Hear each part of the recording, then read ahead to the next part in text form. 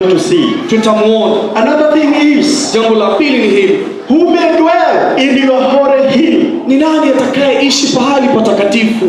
Your holy hill, pahali pako patakatifu. When you hear about hill, unaposikia kuhusu mlima, what do you think about the hill? Unafikiria kuhusu mlima nini? And a person who is climbing the hill, ama mtu ambaye anakwea kwenye mlima. The Bible says, neno la Mungu linasema hivi, there are things that cannot happen, kuna mambo hayawezi kufanyika in the lives of people, or things that cannot be changed, ama mambo hayawezi badilika just because of a prayer, kwa sababu tu ya maombi. But the prayer accompanied with fasting, lakini maombi pamoja na kufunga, it can do great things in the lives of people. Inawezekana ifanye mambo makubwa katika maisha. So when you hear of a person who is to climb in the hill, unapohisikia kuhusu mtu ambaye anakwea kwenye mlima, talking about a person who has gone for a fast. Inazungumzia kuhusu mtu ambaye amefunga. Bwana asifiwe. Bwana asifiwe. Praise the Lord. Bwana asifiwe. Mtu ambaye amefunga. Sasa maswali ni mawili hapa. Nani huyo anastahili kuwa katika nyumba lako akiomba? Nani huyo anastahili kuwa sasa amepanda kwenye mlima amefunga akikuomba? And let me tell you the secret of prayer. The prayers done in secret. The prayers that are done in secret, they have amazing results. Praise the Lord. It is good that we are assembled. We assemble here every Sunday for prayer. It is good that we assemble during the keshas when we do the praying. But I want to tell you, my dear brother and my sister, an effective prayer, it is that the prayer that is done in secret. Praise the Lord. And that's why Jesus told the disciples, when you go to pray, go to your inner room. Go to your inner room and speak to your God. Praise the Lord. Even when you go to fast, do not anoint yourself. Don't anoint yourself with ash. So, and you put the sackcloth so that you'll be seen that you are fasting. But even when you are fasting, it should be done in secret. Because a prayer that is done in secret, it has effective results. Amazing results. But I'm not ruling out that we should not come for prayers this morning or for keshas. By the way, I'm telling you this. The number of people who are attending those revival prayers, it is too low compared to the number of attendants or those who attend the church, or those who call themselves the members of the church. Those who are coming for those revival prayers, they are very few. And I should expect, as we continue to think about being in the priesthood family, that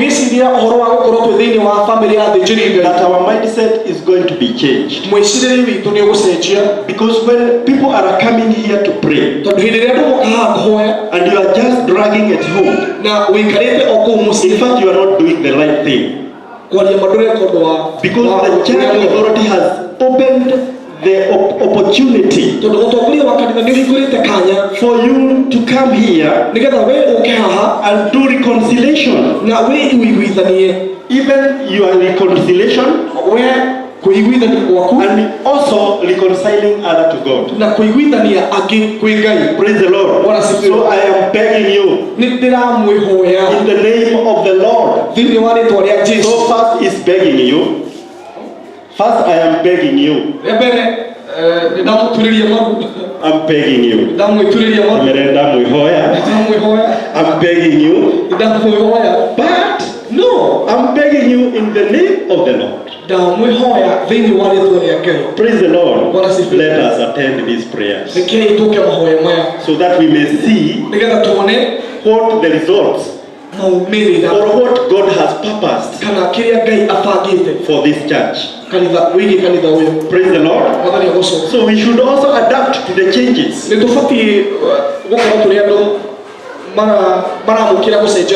Amen. Although change sometimes is very difficult, but we should try to adapt to the change. You know, in the beginning, before, our brother was talking to us what God wants for quite a long time. Even now I am talking to you. I'm talking to you and I am telling you what God wants you to do. But it is also good and it is very spiritually healthy for a church like this and the authority in the church to recognize that the people or the members should be given opportunity to talk to their God. And that's what the authority is doing here through our pastor. You are given the opportunity to talk to our God. Why? It may not be known. It may not be revealed so clearly. But let me tell you, the Holy Spirit knows that people are called as priests and they need to intercede. So let's go to the other verse.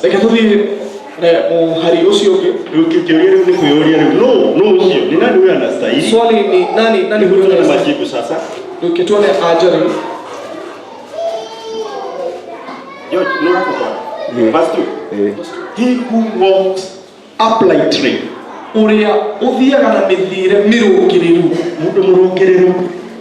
I thank God because of last Sunday message. Ukisoma hapo utaona kitu kinaitwa integrity. Ukisoma kwa karatasi yetu English service inasema kuhusu integrity. Integrity ni murugamo mwega. Oh, which is the word, Kadhani? Integrity? Yes? Urugereriku?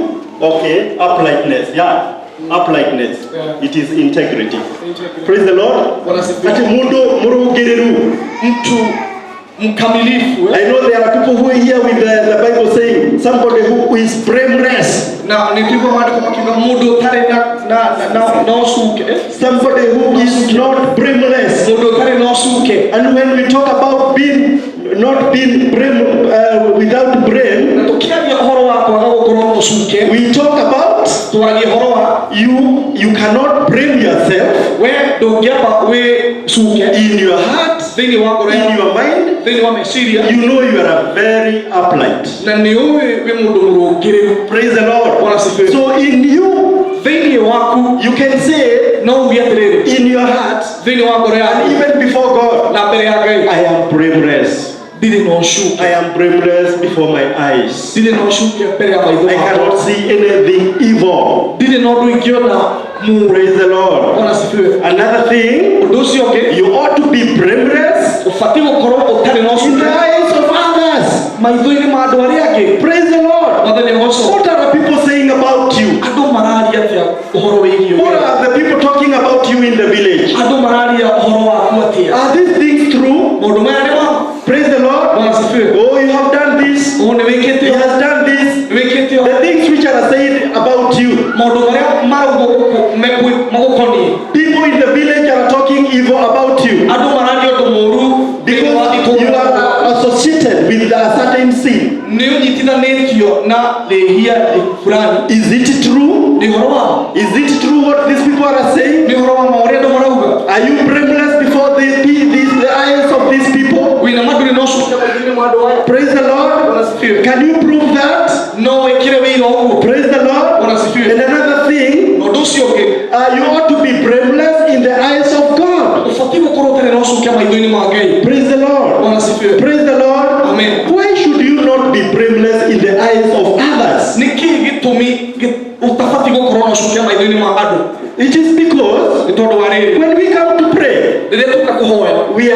we come Michael. Baba pastor. But in the midst. Because I am blameless, I have prayed before your eyes. Then there is no breakthrough. There is no breakthrough. Even Baba Ruth, if you are told you are the one to pray, but you have prayed in the eyes of those you are praying for, then the Holy Spirit is not able to penetrate. So the prayer is becoming ineffective. Praise the Lord. Praise the Lord. Tunajitana kwetu. Aya ni kuharadhie. In fact ukikora weno shuka mbele ya nduri. Ukiwa na mawa mbele ya watu. Ona mungiho ya munyitani moko mwe hamwe. Hata mkiomba mkishikana mikono pamoja. Iyo ari unori agakundurira thie. Maombi hayo ni rahisi, hakuna pale. You know why? Unajua kwa nini? The Bible says, where two or three shall be gathered. Haria erikana tutumagacemani. In my name. Thini wari twari yakwa. In my name. Nitogwa thini wari twari yakwa. In the name of Jesus. Thini wari twari. And whatever they shall agree. Praise the Lord. Whatever they shall agree on earth, even in heaven, it will be agreed. Praise the Lord. So you see how dangerous it is. If you are brave, you have a brave before the eyes of others. Praise the Lord. Because it is like you are not agreeing. Hamukubaliani. Kama hamsikilizani hapa duniani, ona matwini utigeke hivyo. Hata duniani haiwezi kusikiliza. Praise the Lord. Let us be blameless in the eyes of others. Wacha tuwe bila mawaa mbele ya macho ya watu. The other thing is, jambo lingine ni hili. We ought to be blameless in the eyes of God. Ni lazima tuwe tuna mawaa mbele ya macho ya Bwana. When I think about being blameless in the eyes of God, I just feel to be so humbled. Imagine like I am standing before you now, and a voice may come from heaven. You preacher, sit down. I've not chosen you. You are not upright. Praise the Lord. Imagine on the other side, a voice comes and says, you people, listen to this man. I have chosen him. He is blameless before me. And whatever he is saying is coming from me. And whatever he will tell you to do, you must do it. Praise the Lord. How would you feel? Praise the Lord. And that is what happened when Jesus went to baptism.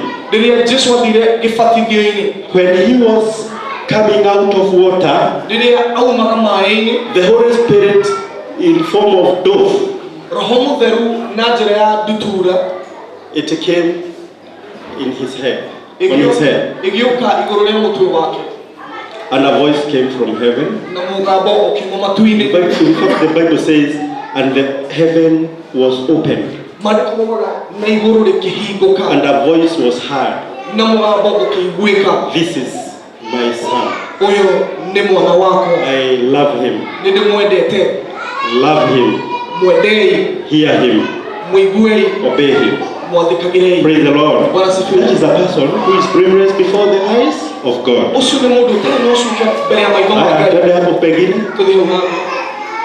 And speaks the truth. Okay, speaks the truth in his heart. And speaks the truth in his heart.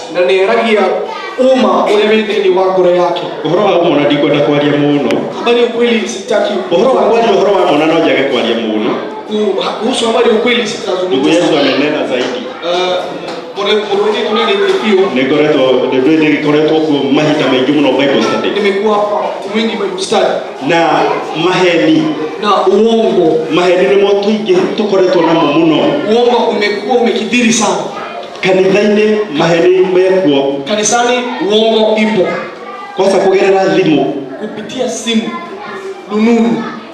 Nĩ ũndũ wĩragwo atĩrĩrĩ, na mtu anaambiwa atĩ ũũgĩ wa andũ rĩ, hekima ya watu ona no ũkamaniina. Ndio itawamaliza. Rĩu rĩ, ũhoro-inĩ wa kwaranĩria nĩ kũhũthĩtio mũno. Kuhusu kuongelea mazungumzo nĩ tondũ rĩu wona woya thimũ rĩu ũngĩenda kwaria na mũndũ wĩ UK, ukitaka kuzungumza mtu aliye UK au Uingereza, praise the Lord, wanasifiwa, ni dakika tu, ni tondũ wa ũũgĩ ũrĩa andũ makoretwo naguo, kwa sababu ya hekima watu walio nayo. No ũhoro wa ma nĩ atĩrĩrĩ, lakini ukweli ni hivi, andũ aingĩ nĩ arĩa marahenania na thĩ. Watu wengi ni wale wanadanganya na simu. Wĩkũ wapo ndĩrũirũ na hĩndĩ ĩyo egũkũnyaca yuko hapa nyesha.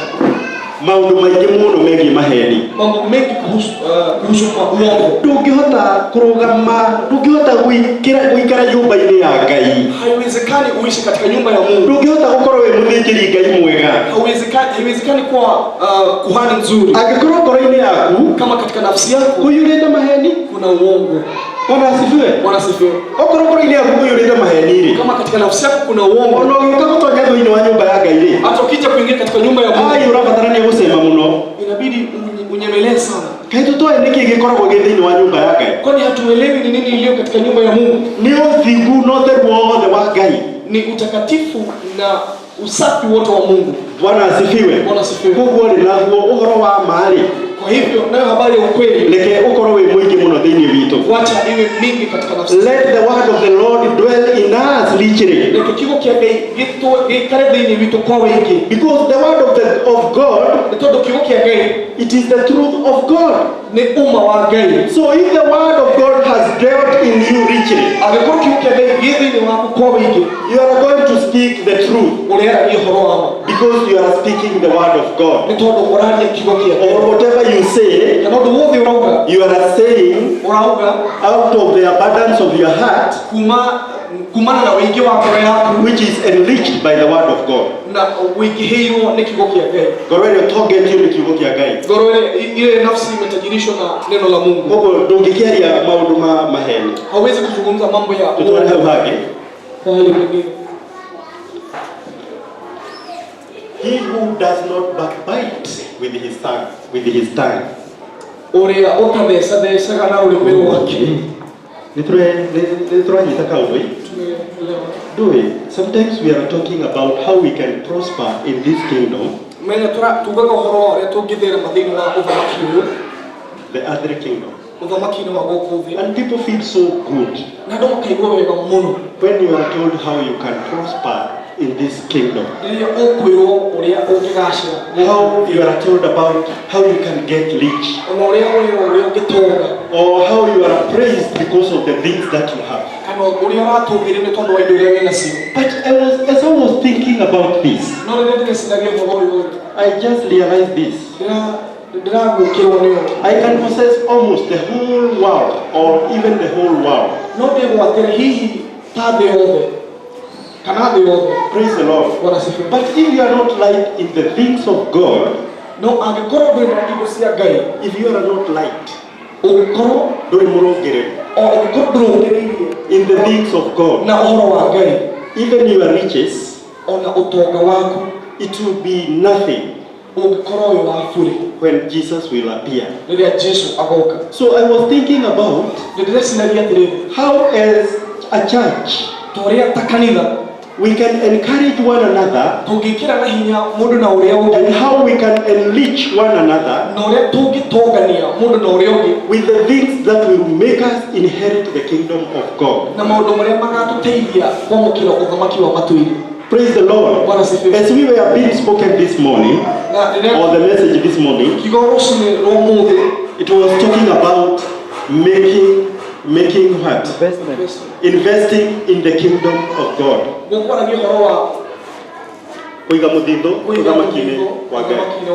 Praise the Lord. And that is what we are called for.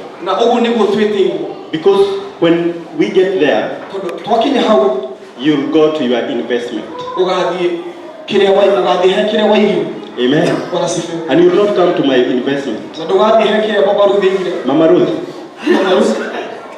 Yeah?